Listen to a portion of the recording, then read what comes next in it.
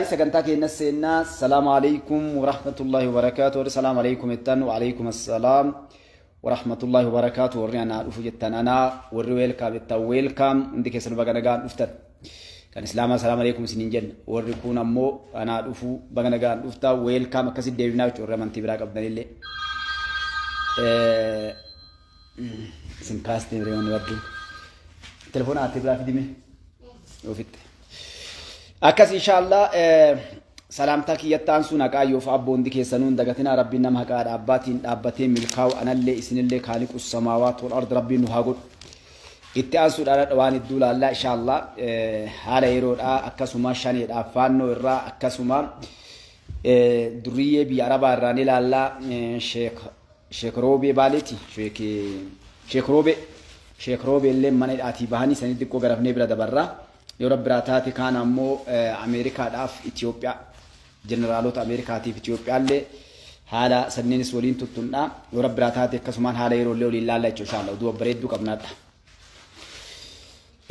قالي بريدو المان رومو سلامتك يتانسون أكايوفا بوندي كيسنون دعتنا ربنا مهكار أباتين ملكاو أنا اللي سين اللي خالق السماوات والأرض نهاجرو هندا كينا جتو نمهك سنين دوغا سنين أباتين ملكاو هندا كينا ربي نهاجرو إتانسون أمة الدنيا كيسات ركو كيسارو إبما كرب فيسو ركتا كرب ركو باسو عند إساني تو دعاي تسنين ندقتنا إن شاء الله دعاين قرتي أبادو بنما قرآن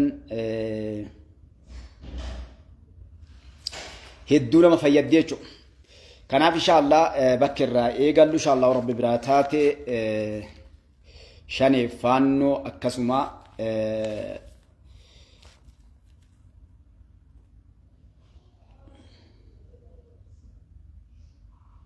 جزاك الله خيرا بارك الله فيكم مكان كان يلا الدبر ربي يسابيك نجارتي سياجالة توبا اوكي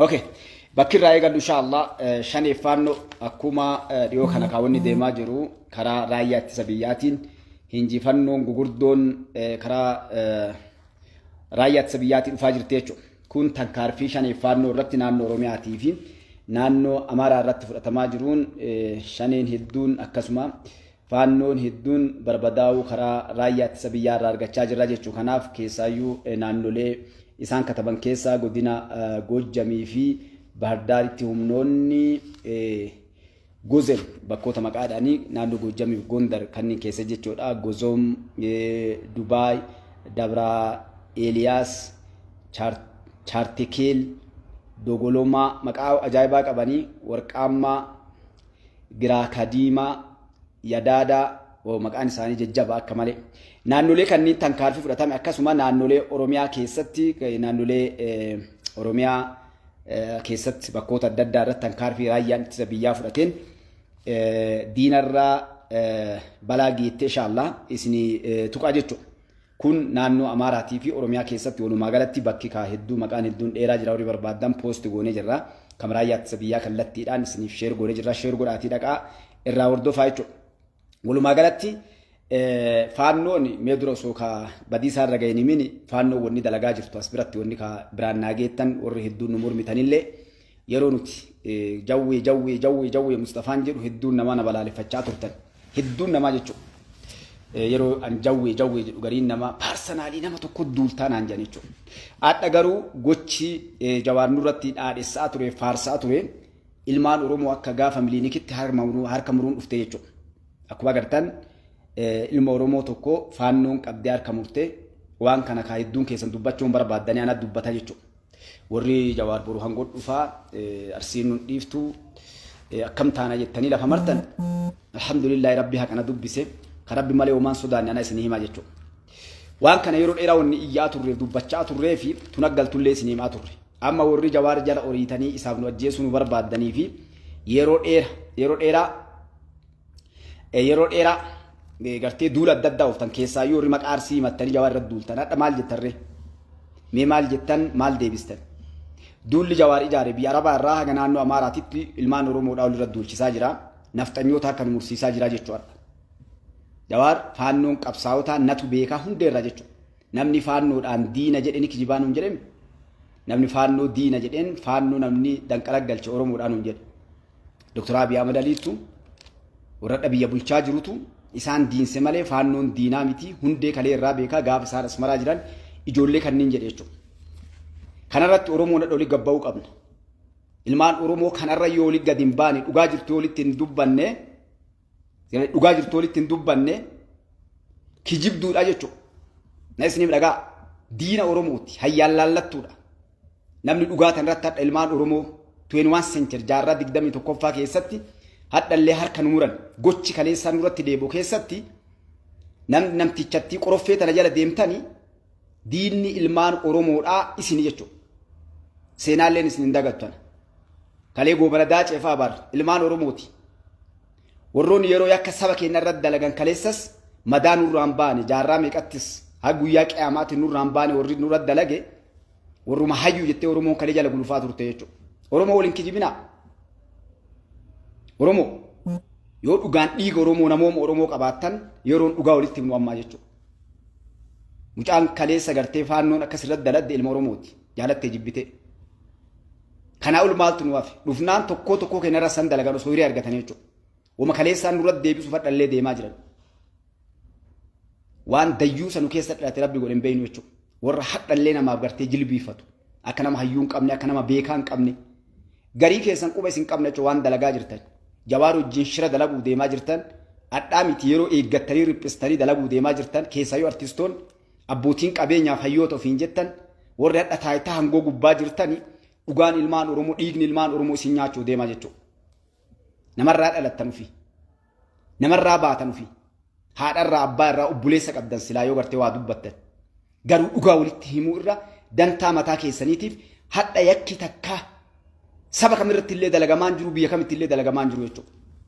Ilmaan Oromoo irratti hadha 21 century keessatti harka ilma Oromoo jagna Oromoodhaa dardara Oromoo harka muranii hadha afaan keessan cuqqaaltanii hadhallee diinaan diina jechuu dadhabdanii ufii as deebitanii wal nyaattanii jechuudha.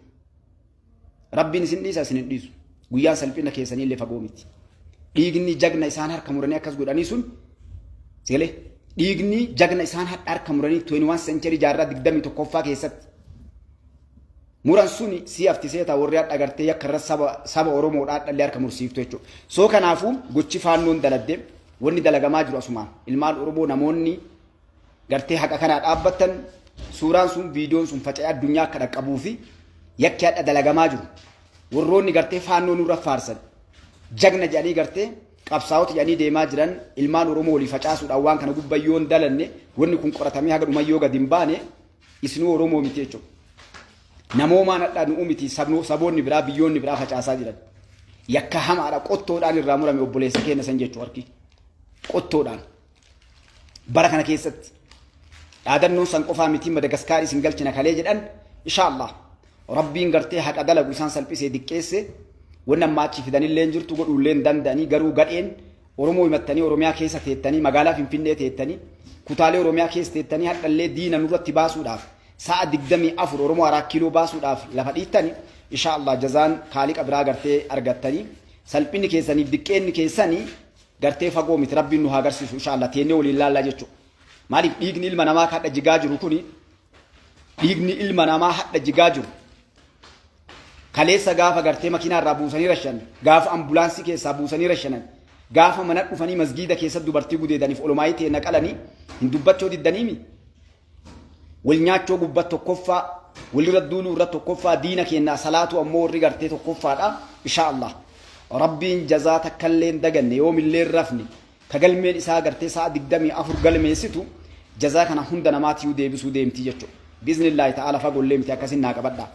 Soo kanaafuu karaa kanaa raayyaa ittisa biyyaa jagnaaf gooticha leenca gartee waan hundaa dalaguu keessatti gahee guddaa qabuuf wareegama nuuf kafalee hadhallee gartee lubbuu qaalii ofii kennee lafee ofii cabsee dhiiga ofii facaasaa jiruuf hinjifannoo teessan rabbi haa godhu jechaa rabbi sin cinaa dhaabbatu mirgaan galaa jechaa jabaadha jennaan gumaa nuuf kafalaa jiranii jechuudha.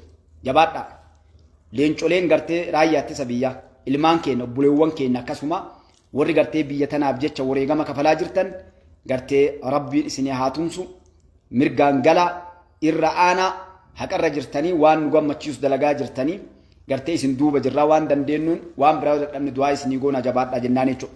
Kanaan karaa raayyaa ittisa biyyaatiin shaneedhaaf faannoo irratti hankaarfii fudhatameen gartee diinarraa kan ajjeefame nama 471 ol yeroo gartee karaa irraa qaban madoon nama 106 fi 157 jechuudha. Akkasuma kan harka kennatan 98 warroonni gartee loojistikii isaanii dhiyeessan qabamanis nama 110 jechuudha. Alhamdulillah gola hunda seenee raayyaan ittisa biyyaa qulqulleessaa jira jechuudha. Yaa gantu bakka seentu laalladhu.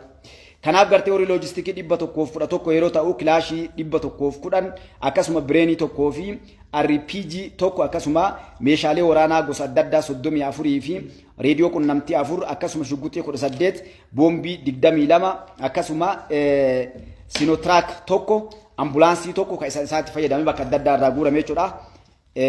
Sinotraak tokkoo fi ambulaansii tokko akkasuma AFSR fi petroolii 2 akkasuma ammoo bajaajii 2 akkasuma motora saayikila 14 fi meeshaaleen adda addaa galii ta'ee jira jechuudha. Kunniin kan faannoof shaneen bakkoota adda addaatitti itti fayyadamanii jechuudha. Kun hinjifannoo karaa raayyaa ittisa biyyaatiin kaleessallee guyyaa irraa waan galaa jiru warri waan kan adda baafachuu barbaadan karaa peejii raayyaa ittisa biyyaatiin poost isinii godhee jira. Sheer godhaa isinis gartee odeessa namoonni barbaadan argachuu dandeettanii jechuudha. Kanarraa kan ka'e shaneen bakka hedduu harka kennachuu 2 3 4 guyyaa irraa gartee bakka hundaayyuu goda jirtu keessaa baa jirti. Maaliif duulli raayyaan ittisa biyyaa osoo milishaatti hin kenne godhaa jiru bakka takkallee osoo nafne naannolee kanneen qulqulleessuu dhibbatti bakka keessaayyuu Wallagga keessaaf Shawaa akkasuma haga Booranaaf Gujii keessaan baatutti lafoota dhaa jiru kana dhibbatti kiliir godhee qulqulleessuudhaan naannoo san keessatti warri isaan deeggaruu fi isaanis akkasuma gartee warri loojistik haala adda addaa dhiyeessan meeshaalee isiin qilee guurte guutuu baasuudhaan gartee duulaa hamaa irratti geggeessaa jiran jechuudha. Kanaaf kun kan dalagamaa jiru karaa raayyaa ittisa biyyaatiin murannoodhaan akka duraa sana osoo hin taane diinota keenya gartee barbadeessuu irra jiran jechuudha. Kanaaf warri gartee ka shanee wajjin faannoo wajjin daladdan garaa muradhaa dhugaa jirtu isinitti himnee turre yeroo dheeraa jechuudha. Egartee wanni cadhisanii isin laalanii fi sodaa yookaan waan takkaatiif illee miti jechuudha. Sababni kun ta'ameef ammoo karaa nagaatiin warri galu yoo jiraate akka karaa nagaatiin galaniif jechuudha. Kanuma walitti dhuudhaan oduu gammachiistu kana biraan geettan warra gartee diinota biyya kanaa kan yeroo dheeraa Itoophiyaa irratti duula adda addaa banaa deeman Mustafaan waan tokko isiniin jechaa ture. Itoophiyaa eenyullee biyyi kamuu Itoophiyaa wajjin dalaguuf, Itoophiyaa wajjin dippiloomaasii uummachuuf, Itoophiyaa wajjin biizinasii dalagachuuf, Itoophiyaa wajjin siyaasa dalagachuudhaa fi Itoophiyaa wajjin waan hundaayyuu hirmaachuuf biyyoonni addunyaa kamuu adda Itoophiyaa barbaadan isiniin jenne jechuudha. Kanaaf wal qabatee jechuudha. Karaa Ameerikaatiin jeneraalonni Ameerikaatii fi akkasuma jeneraalonni biyya keenyaa Fiild Maarshaal Biraanuu Juullaatiin kan durfamu Ameerikaa wajjin haasanii jechuudha. Hariiroo waraana Itoophiyaa fi Ameerikaa wal gidduutti cimee itti fufee jira jechuudha. Karaa Fiild Maarshaal Biraanuu Juullaatiin kan dabre marii isaaniitiin Itoophiyaa fi Ameerikaan nageenyaaf tasgabbii jidduu isaaniitti argamu yookaan ammoo haala nageenya keessaayyuu Gamfa Afrikaa kanatti argamu Alshabaab qabatee akkasuma gartee haalolee jiru Itoophiyaan biyya gartee nageenya yeroo ammaa kanatti buusuudhaaf rakkoolee jiru irratti daladdu ta'uudhaan keessaayyuu waan akka Alshabaabii fa'aa poostinii godhee jira jechuudha. Irratti tankaarfii Itoophiyaan fudhachaa jirtu karaa Fiild Maarshaal Biraanuu Juullaatiin ibsuun akkasuma karaa galaana Itoophiyaan argachuu deemtu balbala galaanaa Itoophiyaa barbaachisaa ta'uudhaan waan kana karaa nagaatiin irratti dalagaa jiraachuu yeroo gartee mootummaan Fiild Maarshaal Biraanuu Juullaa karaa Itoophiyaatiin ibsan karaa Ameerikaatiin ammoo karaa Ameerikaatiin dhiifama fulcha karaa Ameerikaatiin ammoo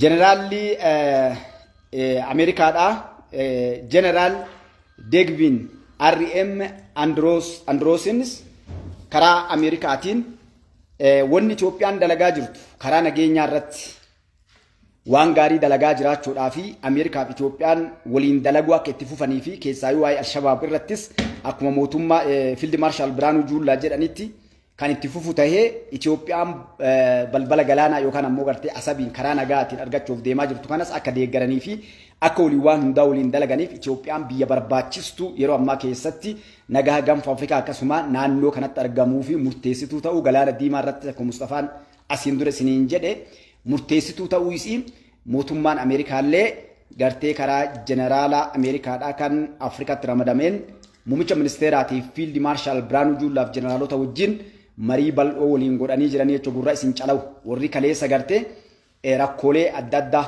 waan Itoophiyaa irratti mootummaa kana irratti badii cabuu isaa waa dalaguu dadhabuu wallaala isaa hin tan Ameerikaan sadarkaa jeneraala biyyattii bobbaasuudhaan Itoophiyaa wajjin gahee Itoophiyaan nageenya irrattis qabdus biyya guddachaa jirtuu fi biyya ammatti barbaachistu gaanfa Afrikaa kana irratti taate mirkaneessuudhaan sadarkaa kana gaanii jechuudha. Warri kaa isin dadhabnee olola adda addaa ooftan Itoophiyaan yookaan Afrikaa yookaan ammoo Iijiyaa qofa wajjin miti.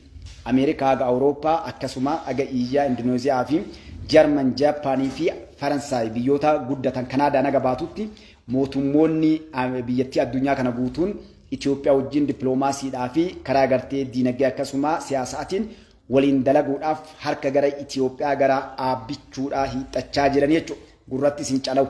Diinonni yeroo dheeraa isinitti himnee lakkaa isiniin jennee isin dadhabne Itoophiyaan kalee balbal namaa dhattee dhadhooftu adda balbala Itoophiyaa dhufee namuu dhadhayaa jira jechuudha. Kun kan taateef hojii mootummaan dhadha jiru kun dalagee fi karaa Itoophiyaan deemaa jirtu. Teeknooloojiidhaan, diinagdeedhaan, misoomaan waan hundaanuu Itoophiyaan gireen leegasiidhaan akkuma argaa jirtanii biqiltuu addunyaan biyyoonni 193 dhaabanii biyya ofii fooyyessuuf nageenyaa fi akkasuma gartee qulqullumina naannoo isaanii kan qilleensaa akkasuma waan hedduu irraa fayyadamuuf tattaafatanii rikoordii kana cabsuuf deeman aabbichuun abbaan malaa ilmi abbaa gadaa oromtichi ilmi jeneraal Waaqoo Guutuu ilmi jeneraal Taaddasaa Birruu Sooressa Jaarraa abbaa gadaatii fi ilmi jagnaa warra abbaa Jifaar gartee seenaa namni tokkollee dalaguu hin dandeenye Ameerikaa irraa haga Afrikaas gadiitti dadhaban mirkaneessuudhaan badhaadhissota adda addaa yeroo guuranii fi addunyaa guutuu isiitu akka gajjedhanii harka abbichuu qabatanii fi akka dachii Itoophiyaa tana namuu hawwu gochuudhaan karaa hundaanuu gartee Itoophiyaan biyya yeroo ammatti namuu hawwuu fi kabajuu fi jaalatuu fi osoo hin jaalatiin gariin funya qulqulluu qabaadha.